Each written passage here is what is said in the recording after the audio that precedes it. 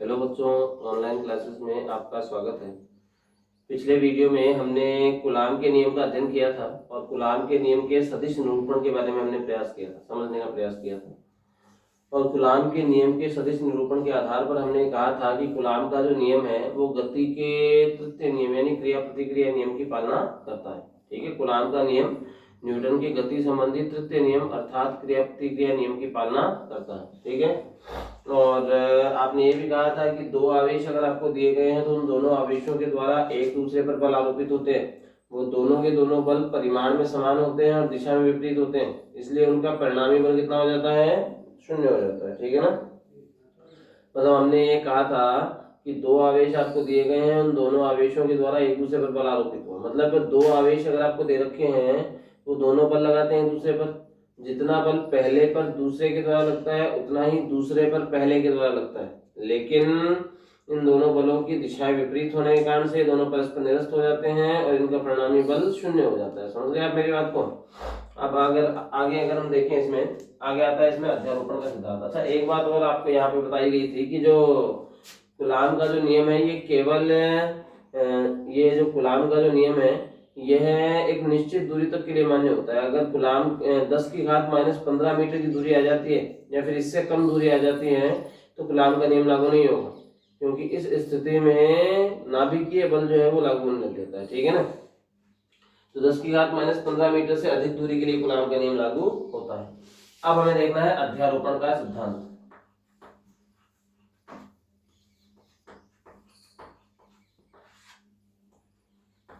अध्यारोपण का सिद्धांत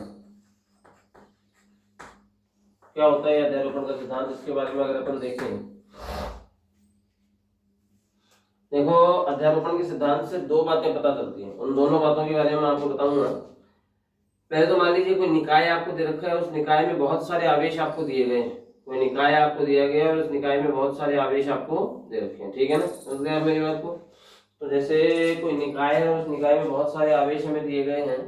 जैसे ये हमारे पास में मूल बिंदु हो गया, यहाँ कोई आवेश है हमारे पास में, यहाँ एक और कोई आवेश आपने ले लिया और यहाँ एक और कोई आवेश आपने ले लिया। ठीक है, तो ये आवेश जैसे आपने Q1 ले लिया तो इसका इस मूल बिंदु से जो स्थिति सदिश है वो R1 ले लिया आपने। ये आवेश है Q2, इसका इस मूल बिंदु से जो स्थिति सदिश है ये हमने ले लिया R2, और इस Q3 आवेश का इस मूल बिंदु से स्थिति सदिश हमने क्या ले लिया? R3। तो ये तो है हमारे पास में Q3, ये है Q2 और ये क्या है हमारे पास में? Q1। ठीक है, अब इस ये Q1 हो गया हमारे पास में। ठीक है, Q2 के द्वारा इस Q1 पे एक बल आरोपित होगा। हमने मान लिया कि दोनों समान प्रकृति के आवेश हैं। अगर ये सजातीय आवेश हैं तो इनके मध्य कैसा बल लगेगा? प्रतिकर्षण बल लगेगा। तो हमने मान लिया, देखिए अगर ये सजातीय आवेश है तो इस Q2 के द्वारा इस Q1 पर एक बल आरोपित हो रहा है। ठीक है, ये हो गया। ये किस पे लग रहा है? F है, ये बल का मान है किस पे? 1 पर 2 के द्वारा लगने वाला बल।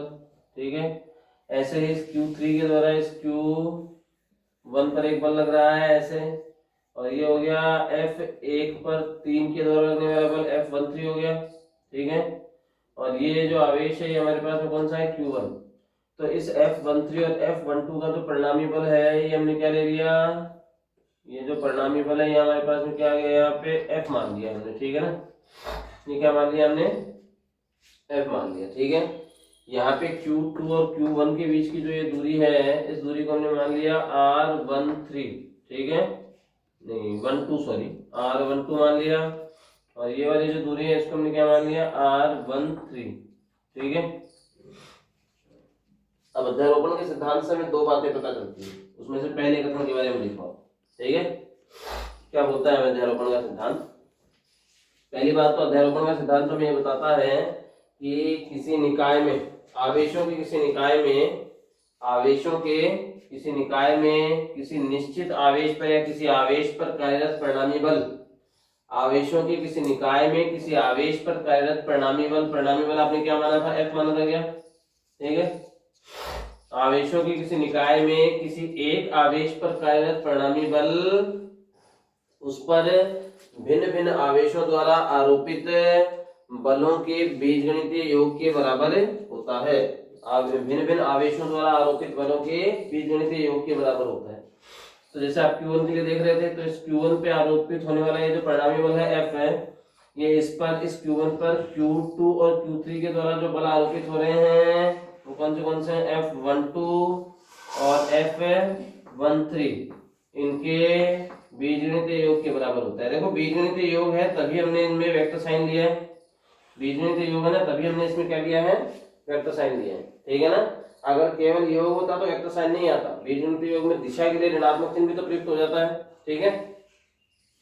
तो इसका पहला कथन हमें बोलता है, ध्यान से सुनिएगा, इसका पहला कथन हमें बोलता है, अध्यारोपण के सिद्धांत से हमें दो बातें पता चलती हैं। उसमें से पहला कथन हमें बोलता है कि आवेशों के किसी निकाय में किसी एक आवेश पर आरोपित परिणामी बल, आवेशों के किसी निकाय में किसी एक आवेश पर कार्यरत परिणामी बल भिन्न भिन्न आवेशों द्वारा उस आवेश पर आरोपित बलों के बीजगणितीय योग के बराबर होता है। भिन्न भिन्न आवेशों द्वारा उस आवेश पर आरोपित बलों के बीजगणितीय योग के बराबर होता है, ठीक है। एक तो कथन हमें मिल गया अध्यारोपण के सिद्धांत से। मतलब आपको अगर किसी निकाय में किसी एक आवेश पे परिणामी बल ज्ञात करना है, चाहे वो कितने भी आवेशों का निकाय हो, चाहे वो 2 आवेशों का निकाय हो, चाहे वो 3 आवेशों का निकाय हो, चाहे वो 15 आवेशों का निकाय हो, या फिर 50 आवेशों का निकाय हो, या फिर कितना भी हो, अगर आपको किसी एक आवेश पर परिणामी बल ज्ञात करना है तो हम क्या करेंगे, उसके अलावा जितने भी आवेश बचते हैं उन आवेशों के द्वारा उस पर लगने वाले बल ज्ञात कर लेंगे और उनका बीजगणितीय योग कर देंगे, ठीक है ना। ये हो जाएगा हमारे पास में। अब दूसरा कथन और मिलता है हमें यहाँ पे, देखो दूसरी बात और हमें पता चलती है यहाँ से। देखो एक बात आप देखना, इस Q2 के द्वारा इस Q1 पे एक बल लग रहा था जो कि आपने प्रतिकर्षण बल माना है, ठीक है ना, क्योंकि हमने इस Q1 और Q2 को सजातीय प्रकृति का ले रखा है, समान प्रकृति का आवेश ले रखा है। और Q3 के द्वारा इस Q1 पे भी एक प्रतिकर्षण बल लग रहा है, इनको भी हमने सजातीय आवेश मान रखा है, ठीक है। तो अब एक बात आप देखिए, इस Q2 के द्वारा इस पे एक बल लगा है ना, प्रतिकर्षण बल, दूर की तरफ, दूर धक्का मारा था, Q2 जो है इस Q1 को दूर धक्का मार रहा था। तो ऐसा क्यों नहीं हुआ कि इसके द्वारा इस पे बल लगने से थोड़ा दूर चला जाता। अगर ये थोड़ा दूर चला जाता तो ये जो बल है Q3 के द्वारा Q1 पे लगने वाला जो बल है, इसकी दिशा बदल जाती ना। अगर ये अपनी इस स्थिति से विक्षेपित होता, ये यहाँ की बजाय यहाँ आ जाता, तो उस स्थिति में जो बल था Q3 के द्वारा वो ऐसे लगता। समझ ना मेरी बात को, मतलब कहने का अभिप्राय ये है कि ये Q1 पे इस Q2 के द्वारा बल लगा तो ये विक्षेपित नहीं हो, ऐसे ही Q3 के द्वारा इस Q1 पे बल लगा तो उससे भी विक्षेपित नहीं हुआ, क्योंकि अगर ये इससे विक्षेपित हो जाता तो इसकी दिशा बदल जाती, ठीक है ना। मतलब हम ये कह सकते हैं कि किसी निकाय में किसी एक आवेश पर भिन्न भिन्न आवेशों द्वारा आरोपित बल, ठीक है, किसी एक आवेश पर अन्य आवेश द्वारा आरोपित बल, किसी एक आवेश पर दूसरे आवेश द्वारा आरोपित बल अन्य आवेशों की उपस्थिति से प्रभावित नहीं होता, ठीक है ना। इसमें आप ये बोल सकते हो, अर्थात अध्यारोपण के सिद्धांत से यह कहा जा सकता है कि किसी निकाय में किसी एक आवेश पर दूसरे आवेश द्वारा आरोपित बल निकाय में अन्य आवेशों की उपस्थिति से प्रभावित नहीं होता। तो हमें दो बातें पता चलती हैं यहाँ से, अध्यारोपण के सिद्धांत से दो बातें हमें पता चलती हैं। पहला तो हमने बोल दिया कि किसी निकाय में आवेशों के किसी निकाय में किसी एक आवेश पर कार्यरत परिणामी बल उस आवेश पर भिन्न भिन्न आवेशों द्वारा आरोपित बलों के बीजगणितीय योग के बराबर होता है, ठीक है। और दूसरा हमें पता चलता है कि आवेशों के किसी निकाय पर किसी एक आवेश पर दूसरे आवेश द्वारा आरोपित बल, किसी एक आवेश पर दूसरे आवेश द्वारा आरोपित बल भिन्न भिन्न आरोपित बल अन्य आवेशों की उपस्थिति से प्रभावित नहीं होता। किसी निकाय में किसी एक आवेश पर अन्य आवेशों द्वारा आरोपित बल उस निकाय में अन्य आवेशों की उपस्थिति से प्रभावित नहीं होता, ठीक है ना। ये था हमारे पास में अध्यारोपण का सिद्धांत। अब हमें देखना है बहुल आवेशों के मध्य बल, यानी आवेशों के किसी निकाय के लिए आपको बल ज्ञात करना है। यही हम दे देते हैं निकाय जैसे, इसी के लिए हम लोग परिणामी बल ज्ञात करेंगे, फिर हम लोग तुलना करके ज्यादा के लिए कर देंगे, ठीक है। तो हम लोग देखें, अगर यहाँ पे आवेशों के किसी निकाय के लिए हमें बल ज्ञात करना है, मतलब बहुल आवेशों के मध्य बल, ठीक है। देखिए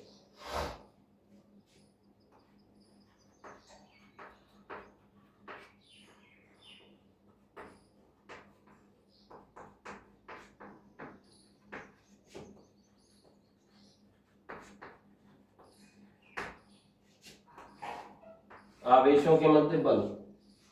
देखिए बहुल आवेशों के मध्य अगर हम बल देखते हैं क्या होता है, किस प्रकार से होता है, इसके विवरण के बारे में और देखते हैं हम लोग। देखो आपको इस Q1 पे आरोपित होने वाले परिणामी बल का मान ज्ञात करना है, और Q1 पर आरोपित होने वाला परिणामी बल कैसे आएगा, इस Q2 के द्वारा इस पे आरोपित बल F12 और Q3 के द्वारा इस पे आरोपित बल F13, इन दोनों बलों के बीजगणितीय योग से प्राप्त हो जाएगा। तो आप पहले इन दोनों बलों को ज्ञात करो, बीजगणितीय योग के लिए इनका वेक्टर फॉर्म लेना पड़ेगा आपको। तो F12 का मान हम ज्ञात कर रहे हैं, तो यहाँ पे F12 का मान हम ज्ञात करें, किसके द्वारा किस पे आरोपित बल है, ये Q2 द्वारा Q1 पर आरोपित बल है। भाषा सहित देखिए आप, तो Q2 द्वारा Q1 पर आरोपित बल, Q2 द्वारा Q1 पर आरोपित बल अगर हम ज्ञात करें तो हमारे पास में क्या आ गया, F1 पर 2 के द्वारा लगने वाला बल हो गया F12 बराबर क्या होता है हमारे पास में K Q1 और Q1 और Q2 के बीच में तो देखना है आपको बल बट्टा R का स्क्वायर, और Q1 और Q2 के बीच की दूरी कितनी है, R12 का स्क्वायर हो गया और R12 का कैप हो गया। ठीक है, ऐसे Q3 द्वारा Q1 पर लगने वाला बल ज्ञात किया जा सकता है। इसी प्रकार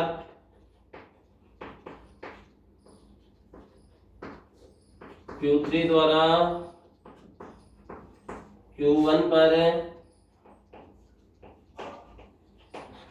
आरोपित बल, और ये बल हो गया हमारे पास में F13 बराबर आ जाएगा K Q1 Q3 upon R13 का स्क्वायर R13 का कैप। ठीक है, अब यहाँ से अगर अपन देखें तो Q1 पर क्या परिणामी बल ज्ञात किया जा सकता है, अतः Q1 पर कार्यरत परिणामी बल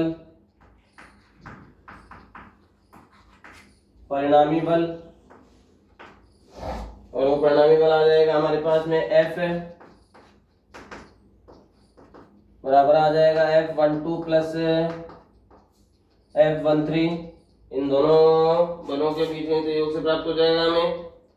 तो यहाँ से F बराबर आ जाएगा हमारे पास में F12 का मान है हमारे पास में K Q1 Q2 अपॉन में R12 का स्क्वायर R12 का cap plus K Q1 Q3 upon में R13 का स्क्वायर R13 का कैप। अब यदि हम ये मान लें कि निकाय में n आवेश होते, यदि निकाय में स्मॉल n आवेश हैं, यदि निकाय में स्मॉल n आवेश हैं, तो यहां से देखिए आप क्या होगा हमारे पास में, तो इस Q1 पर लगने वाला जो परिणामी बल है वो कैसे ज्ञात होगा, जितने भी आवेश हैं सभी आवेशों के द्वारा इस पर लगने वाले बलों का बीजगणितीय योग कर दो। मतलब 1 पर 2 के द्वारा लगने वाला बल, 1 पर 3 के द्वारा लगने वाला बल, 1 पर 4 के द्वारा लगने वाला बल, और कहाँ तक है 1 पर nवें आवेश के द्वारा लगने वाले बल के योग से प्राप्त हो जाएगा यहाँ से हमें।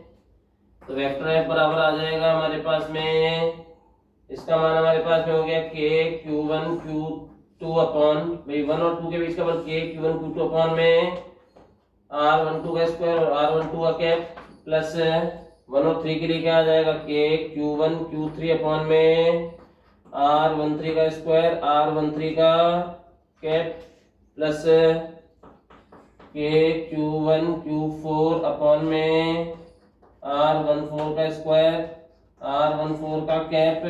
कहाँ तक गए हम लोग, up to K Q1 QN upon में R1N का स्क्वायर R1N का कैप। ठीक है, तो देखिए यहाँ से K कॉमन आता है, Q1 कॉमन आता है, तो वेक्टर F बराबर आ जाएगा हमारे पास में K Q1 हमने कॉमन ले लिया, तो हमारे पास में आ जाएगा Q2 अपॉन में R12 का स्क्वायर R12 का कैप प्लस Q3 अपॉन में R13 का स्क्वायर R13 का कैप प्लस Q4 अपॉन में R14 का स्क्वायर R14 का कैप और कहाँ तक है Qn अपॉन में R1n का स्क्वायर R1n का कैप। ठीक है, इसको अगर हम सिग्मा वाले रूप में लिखें देखिए तो वेक्टर F बराबर आ जाएगा KQ1। अब आगे वाले को सिग्मा के रूप में लिखना है और सिग्मा में लिखने के लिए शर्त क्या होती है, जो परिवर्तनशील संख्या होती है उसको I से दर्शा दीजिए आप। ठीक है ना, देखिए यहाँ पे Q2 है, फिर Q3 है, फिर Q4 है, फिर Q5 आता, 6 आता, 7 आता और n तक चला गया। ठीक है ना, तो Q के आगे जो नंबर है ये परिवर्तनशील है तो QI हो गया बटा R। अब इसमें स्टार्टिंग में देखो 1, इसमें भी 1, इसमें भी 1, 1 1 1 ही चल रहा है स्टार्टिंग में सब में, तो R में पहला नंबर जो है 1 ये तो नहीं है तो ऐसा ऐसा आ गया, फिर 2 3 4 5 6 7 और n तक, तो ये परिवर्तनशील संख्या है तो n आ गया हमारे पास में, इसका स्क्वायर R1 I, सॉरी यहाँ पे I लिया आपने, और R1I का कैप। ठीक है ना, ये हो गया हमारे पास में I का जो मान है वो कहाँ से स्टार्ट किया आपने, देखो Q की जगह Q2 था, 2 की जगह तो I लगाया था आपने, तो I का मान 2 से स्टार्ट होकर कहाँ तक गया है, n तक गया। ठीक है ना, I का मान Q से स्टार्ट होकर कहाँ तक गया, n तक गया। ये हमारे पास में आवेशों की किसी निकाय के मध्य परिणामी बल का व्यंजक है। ठीक है ना, ये हमारे पास में आवेशों के किसी निकाय के लिए परिणामी बल का व्यंजक है। ये उस स्थिति में है, ये उस स्थिति में है जब आपने k ले रखा है, k यानी आवेशों के मध्य आपने निर्वात ले रखा है, k का मान 1/4 पाई एप्सिलॉन नॉट है। अगर यहाँ पे माध्यम होता तो एप्सिलॉन नॉट की जगह एप्सिलॉन आ जाता। ठीक है ना, समझ गए आप मेरी बात को, वो भी हम लोग देख लेंगे, ऐसी अगर परिस्थिति आती है तो उसके बारे में भी विवरण देखेंगे हम लोग। अब इस पे आधारित कुछ प्रश्नों को हमें देखना है, क्योंकि कूलाम के नियम पे आधारित, इस परिणामी बल पे आधारित कुछ प्रश्न ही है जो कि महत्वपूर्ण है। ये टॉपिक्स तो इतने ज्यादा कोई महत्वपूर्ण नहीं है, ये डेरिवेशन भी इतना कोई अपने आप में विशेष नहीं था, छोटा सा डेरिवेशन है, आसान सा डेरिवेशन, आप इसको देख सकते हो आसानी से। लेकिन अब हमें इस पे आधारित कुछ प्रश्नों को हल करने का प्रयास करना है। अगर आपको कोई निकाय दिया गया है मान लीजिए, और उस निकाय में आपको परिणामी बल ज्ञात करने के लिए कहा गया है, कोई निकाय आपको दिया गया है और उस निकाय में आपको परिणामी बल ज्ञात करने के लिए कहा गया है, तो वो परिणामी बल आप कैसे ज्ञात करोगे, परिणामी बल कैसे ज्ञात करोगे, आप अलग अलग आवेशों के द्वारा किसी एक आवेश पर लगने वाले बल ज्ञात कर लेना और उन बलों का बीजगणितीय योग कर देना। ठीक है ना, ये था आवेशों के किसी निकाय के लिए बल था। आपने दो चीजें देख ली, एक तो अध्यारोपण का सिद्धांत और एक बहुल आवेशों के मध्य बल। अब हम आगे देखते हैं, इन पे आधारित कुछ प्रश्नों को हल करने का प्रयास करें।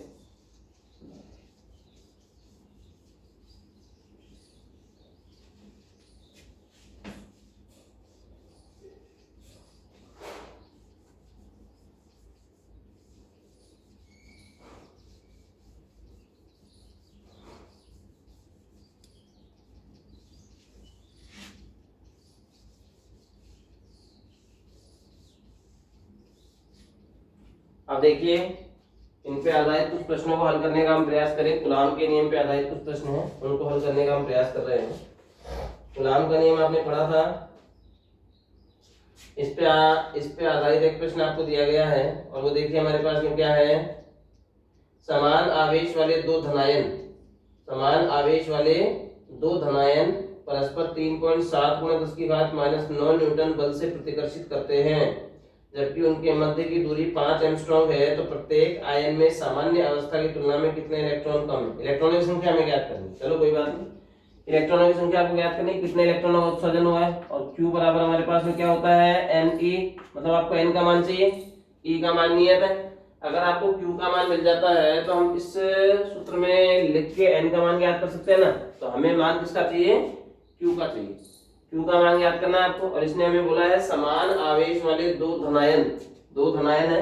अच्छा एक बात और सुनिएगा आप, अभी मैं आपको बता देता हूँ, आगे के जितने भी डेरिवेशन है उनमें भी ये काम में आएगा। पूरी कक्षा 12 की फिजिक्स में ये एक बिंदु है जो काम में आएगा, जो मैं आपको बता रहा हूँ, ध्यान से सुनिएगा मेरी बात को। वो ये है कि सदिश राशि जो होती है ना, उसके लिए कभी भी ऋणात्मक चिन्ह प्रयुक्त नहीं किया जाता। ठीक है ना, सदिश राशि के लिए कभी भी ऋणात्मक चिन्ह प्रयुक्त नहीं किया जाता। ठीक है ना, क्योंकि वो जो ऋणात्मक चिन्ह है वो उसकी प्रकृति और दिशा बताने के लिए काम में आता है, वो हम अलग से लिख देंगे। ठीक है ना, उसके जो प्रकृति है उसको बताने की और दिशा बताने के काम में आएगा, वो हम अलग से लिख देंगे। ठीक है ना, जबकि जो अदिश राशि है उसकी गणना में ऋणात्मक चिन्ह को प्रयुक्त करना पड़ेगा, क्योंकि वो ऋणात्मक चिन्ह उसके परिमाण का हिस्सा होता है। ठीक है ना। जैसे मान लीजिए बल है, और बल के लिए व्यंजक आपने बोला था F बराबर होता है K Q1 Q2 अपॉन में R का स्क्वायर, ये था ना। मान लीजिए Q1 का मान माइनस में है, तो K और Q1 का मान माइनस में लिख दिया आपने, और फिर Q2 अपॉन में R का स्क्वायर। ठीक है ना। तो ये Q1 का जो ऋणात्मक चिन्ह है नहीं लगाया जाएगा, प्लस में लेना है आपको मान। अभी ऋणात्मक चिन्ह बताता है कि ये माइनस में है और ये प्लस में है, इसका मतलब इनके बीच में जो बल लग रहा है वो कैसा है, आकर्षण बल है। वो एक दिशा बताएगा, एक प्रकृति बताएगा। ठीक है ना। तो हम अलग से लिख देंगे, आपको ये ऋणात्मक चिन्ह प्रयुक्त नहीं करना है इसके अंदर। ठीक है ना। तो यहां से अगर अपन देखते हैं, इसने हमें बोला है समान आवेश के दो धनायन है, समान आवेश के दो धनायन है। आपकी पाठ्य पुस्तक का एग्जाम्पल संख्या है 5, एग्जाम्पल नंबर 5 आपकी किताब का 5वां एग्जाम्पल है ये। समान आवेश के दो धनायन है, तो दोनों धनायनों पर आवेश समान है, मतलब पहले का आवेश Q1 और दूसरे का आवेश Q2 बराबर दे रखा है आपको, और इनको हमने बराबर दे दिया Q के। समान आवेश के दो धनायन परस्पर 3.7 गुणा 10 की घात माइनस 9 न्यूटन के बल से प्रतिकर्षित करते हैं। भाई स्वाभाविक सी बात है, धनायन है, दोनों के दोनों प्लस के हैं, तो इनके मध्य प्रतिकर्षण बल लगेगा। अगर प्रतिकर्षण बल लगेगा तो इसका मतलब है इनके बीच में जो प्रतिकर्षण बल आपको दे रखा है 3.7 गुणा 10 की घात 3.7 गुणा 10 की घात 9 माइनस 9 है या 9 है, देखिए माइनस 9 न्यूटन के बल से प्रतिकर्षित करते हैं। 3.7 गुणा 10 की घात माइनस के 9 न्यूटन के बल से प्रतिकर्षित करते हैं। आगे इसने हमें बोला है जबकि उनके मध्य की दूरी r मानते हैं हम लोग 5 एंगस्ट्रॉम है, जबकि इनके मध्य की दूरी स्मॉल r जो है ये हमें दे रखी है 5 एंगस्ट्रॉम। इसे आपको मीटर में बदलना पड़ेगा, तो एंगस्ट्रॉम का मतलब होता है 10 की घात माइनस में 10 मीटर। तो प्रत्येक आयन में सामान्य अवस्था की तुलना में कितने इलेक्ट्रॉन कम है, इलेक्ट्रॉनों की संख्या में कितनी कमी होती है वो आपको ज्ञात करना है। तो आप देखिए बल वाला व्यंजक आपको क्या लगाना पड़ेगा यहाँ पे, और क्योंकि F बराबर हमारे पास में क्या होता है K Q1 Q2 अपॉन में R का स्क्वायर, तो बराबर K Q1 का मान क्या है हमारे पास में Q, और इनको में Q2 का मान भी Q है, तो क्या हो गया Q का स्क्वायर और बट्टा में R का स्क्वायर। तो यहाँ से Q का स्क्वायर आपको ज्ञात करना हो अगर, तो Q स्क्वायर बराबर आ जाएगा हमारे पास में F R स्क्वायर बट्टा K। तो यहाँ से हमारे पास में Q का मान आ जाएगा, इसका रूट में आ गया F R का स्क्वायर बट्टा K। ठीक है।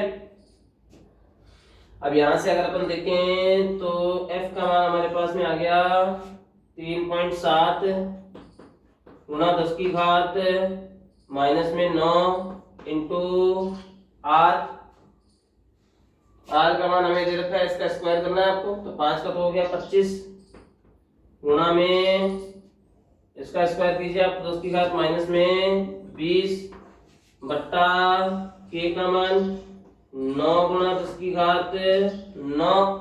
तो यहाँ पे हमारे पास में कितनी घात हो गई, देखिए ये तो हो गया हमारे पास में माइनस में 29, और ये 9 घात ऊपर जाएगी तो भी माइनस में हो गई, तो घात कितनी हो गई माइनस में 38। और इनको हल करके जब इसका रूट ज्ञात करोगे आप, तो आवेश का लगभग हमें मान प्राप्त होता है यहाँ से 3.2 और गुणा में 10 की घात माइनस 38 का रूट कितना होगा, आधी घातें कर दो माइनस में 19 गुलाम, ये Q का मान आ गया। ये ध्यान रखना, आप रूट करते हैं तो घात आधी होती है, रूट करने पर घात आधी हो जाएगी। ठीक है। Q का मान आपको मिल गया। अब आपको N का मान ज्ञात करना है कि कितने इलेक्ट्रॉन उत्सर्जित किए गए थे। तो इसको ज्ञात करने के लिए देखिए आप, क्योंकि हमें पता है Q बराबर होता है Ne, तो यहाँ से N बराबर आ जाएगा हमारे पास में Q अपॉन E। तो यहाँ से आप देखिए N बराबर Q का मान है हमारे पास में 3.2 गुणा 10 की घात माइनस में 19 बट्टा E का मान है हमारे पास में 1.6 गुणा 10 की घात माइनस में 19। तो यहाँ पे कितना आ गया 2। ठीक है। तो कितने इलेक्ट्रॉन उत्सर्जित किए गए हैं, इसमें 2 इलेक्ट्रॉन उत्सर्जित किए गए हैं। ठीक है ना। मतलब जो धनायन बनाया गया है उससे कितने इलेक्ट्रॉन निकाले गए हैं, उसकी सामान्य अवस्था की तुलना में 2 इलेक्ट्रॉन उत्सर्जित करवाए गए हैं। ठीक है ना। मतलब मेरे बात को यहाँ देखो, ये तो पता चल जाता है कितने इलेक्ट्रॉन कम है, ये तो पता चल गया, लेकिन यहाँ ये पता नहीं चल रहा है कि धनायन था कौन से तत्व का, कौन से परमाणु के लिए था। ठीक है ना। मतलब हमें इसका परमाणु क्रमांक नहीं पता चलता। अगर ये पता चल जाता कि इसका परमाणु क्रमांक 11 नंबर पे है, तो हमें ये पता चल जाता है कि सोडियम से आपने धनायन बनाया था, या किसी अन्य से आपने धनायन बनाया हो, तो उसके लिए परमाणु क्रमांक तो पता चलना चाहिए ना हमें। तो ये इस प्रश्न की कमी है। आगे देखते हैं, देखिए एग्जाम्पल नंबर 6, निर्वात में रखे दो बिंदु आवेशों के मध्य बल 18 न्यूटन। निर्वात की स्थिति में दो बिंदु आवेशों के मध्य जो बल है वो 18 न्यूटन आपको दिया गया है, और निर्वात की अवस्था में जो बल है उसको आपने एफ से दर्शा दिया, वो क्या है 18 न्यूटन। और आगे इसने भी बोला है यदि 1 मिलीमीटर मोटाई और 6 परावैद्युतांक की एक कांच की पट्टिका, 1 मिलीमीटर मोटाई, तो इस परावैद्युत पट्टिका की जो मोटाई है वो 1 मिलीमीटर दे रखी है, डी से दर्शा दिया इसको आपने। मिली का मतलब 10 की घात -3 हो गया ना, तो 10 की घात -3 मीटर। और 6 परावैद्युतांक, परावैद्युतांक यानी एप्सिलॉन आर का मान कितना दे रखा है आपको 6 परावैद्युतांक वाली एक कांच की पट्टिका इन आवेशों के मध्य रख दी जाए तो बल का मान क्या होगा। देखो परावैद्युत माध्यम पे रखने पे जो बल होगा वो एफ एम हो गया, माध्यम यानी मीडियम की उपस्थिति में बल। वो कैसे आता है, निर्वात वाले बल के बट्टा में एप्सिलॉन आर, हमने व्यंजक प्राप्त किया था इसका। तो यहाँ से F का मान हमारे पास में हो गया 18 बट्टा एप्सिलॉन आर का मान है 6, बराबर आ जाएगा हमारे पास में 3 न्यूटन। मतलब हम ये कह सकते हैं कि माध्यम वाली स्थिति में जो बल होता है वो घट जाता है, और हमने पीछे कहा भी था ये, ठीक है ना, माध्यम वाली स्थिति में बल का मान कम हो जाता है। देखिए यहाँ पे कम हो भी रहा है। आगे देखें, जैसे इसमें हम लोग अगले एग्जाम्पल के बारे में विचार करते हैं। आपको बोला गया है कि दो छोटे बिंदुवत गोले प्रत्येक का द्रव्यमान 200 ग्राम, प्रत्येक का द्रव्यमान 200 ग्राम है। एक उभयनिष्ठ बिंदु से दो कुचालक धागों जिनमें प्रत्येक की लंबाई 40 सेंटीमीटर है द्वारा लटकाए गए हैं। दोनों गोले समान रूप से आवेशित है तथा साम्यावस्था में इनके बीच की दूरी 4 सेंटीमीटर पाई गई है। तो प्रत्येक गोले पर आवेश का मान ज्ञात कीजिए। प्रत्येक गोले पे आवेश का मान हमें ज्ञात करना है, ठीक है ना। तो देखो करते हैं, प्रयास करते हैं इसके बारे में भी हल करने का। इसमें पहले आपको डायग्राम बनाना पड़ेगा और प्रश्न में बोली गई भाषा के अनुरूप आपको प्रयास करना पड़ेगा।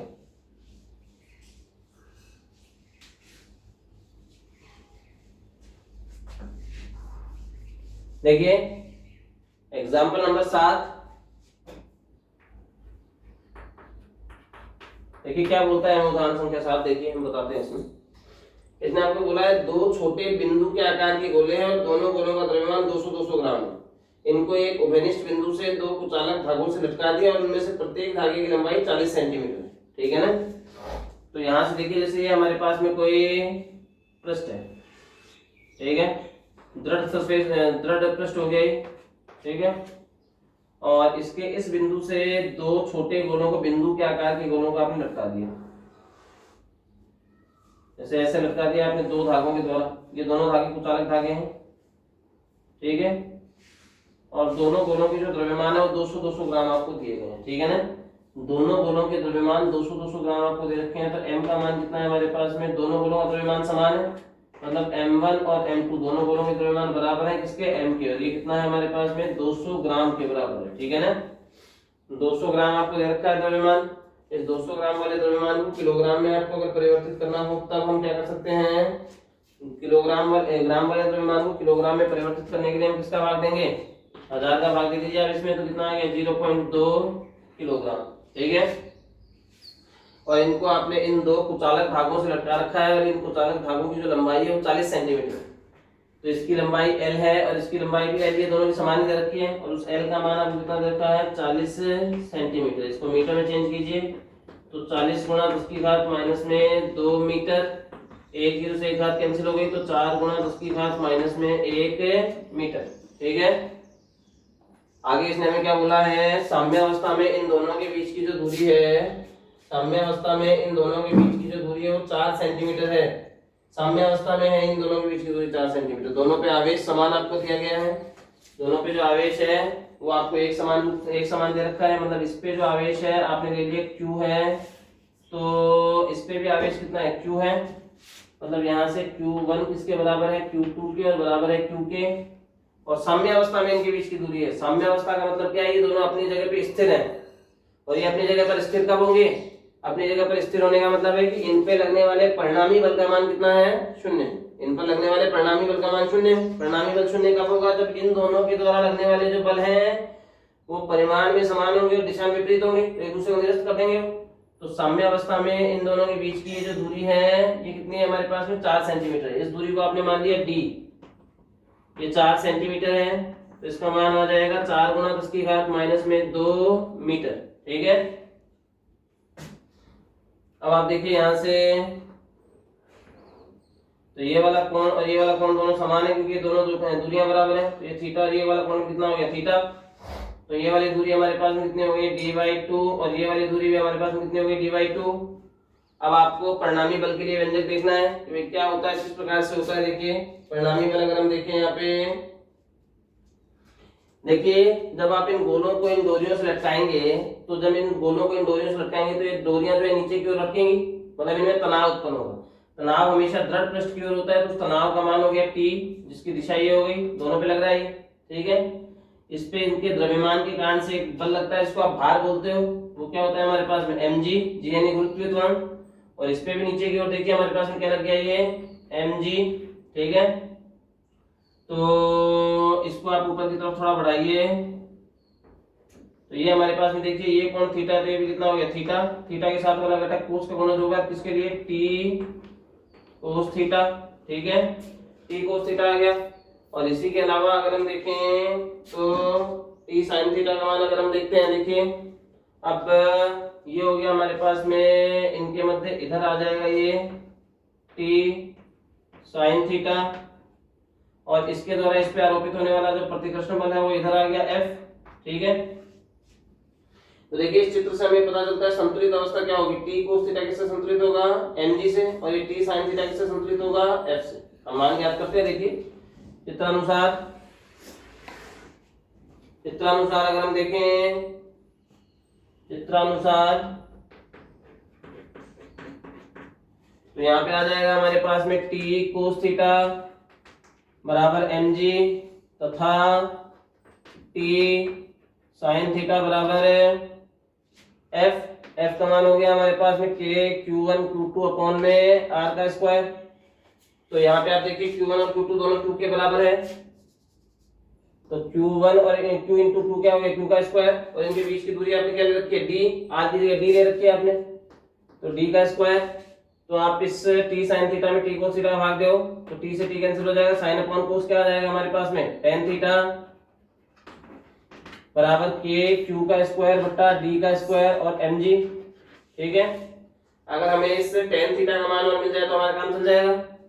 यदि थीटा अल्प होगा तो उस स्थिति में tan थीटा भी लगभग बराबर होता है थीटा के, और sin थीटा भी लगभग बराबर होता है थीटा के। तो यहाँ से आप sin थीटा का मान ज्ञात कीजिए, sin थीटा बराबर होता है लंब बटा कर्ण, तो sin थीटा बराबर आ जाएगा हमारे पास में लंब हो गया d/2 और बट्टा में कर्ण आ गया ये l। ठीक है, तो इस tan थीटा या sin थीटा की जगह आप ये लिख दीजिए d/2l बराबर आ जाएगा k q का स्क्वायर बट्टा d स्क्वायर mg। तो यहाँ से q का स्क्वायर बराबर आ जाएगा हमारे पास में d का क्या हो गया हमारे पास में q mg अपॉन में 2kl। अब मान लिखना है और आगे इसको हल करना है। ठीक है, मान लिख के आगे इसको हल करना है। अब इसके आगे की चर्चाएं हम अगले वीडियो में करेंगे। धन्यवाद।